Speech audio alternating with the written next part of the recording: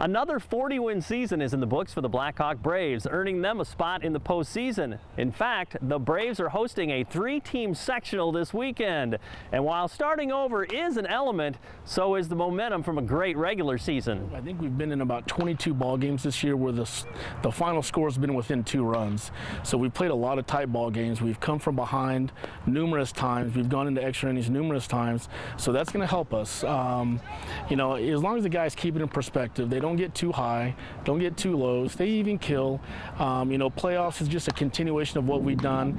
I like what we faced this season in terms of the competition, the types of games we've been in, and so really shouldn't be too much different. But as a coach, you know, you want the guys to keep it in perspective, but you know, you will have to have some pitching, you're going to have some defense, but at the end of the day, you still got to have that timely hitting, so we're going to hope that we can do all 3 facets. I think this year we came out hungry, and we wanted those wins, and we want to get to the College World Series, which we didn't accomplish last year.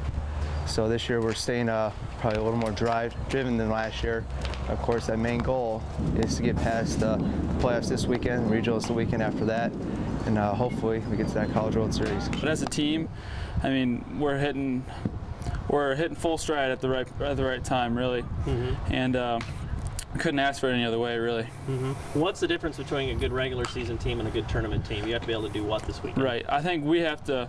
Well, I think our best aspect of the game is we're never out of it. I mean, we have a never say die kind of attitude, and that's what's big in the playoffs, because it's really win or go home. Now, the Braves are definitely battle-tested, thriving through a difficult schedule, including a championship run through the Arrowhead Conference, plus great results from a Florida trip, not to mention the stretch drive, which helped secure themselves as host of the sectional tournament.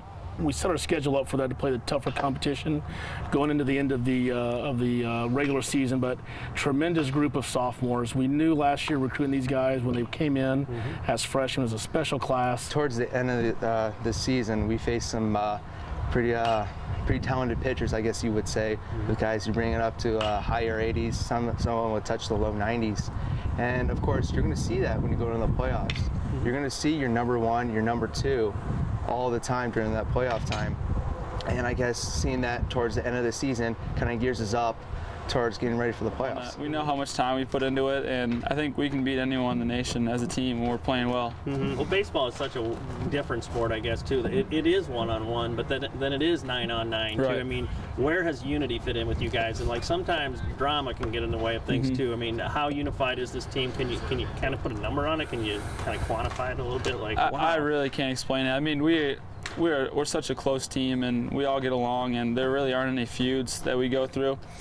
And I think that's a huge part. I mean, I had a great team in high school, and I think it's even better here because we spend so much time together, and we invest so much of our time in college that, I mean, you get brought together so much more.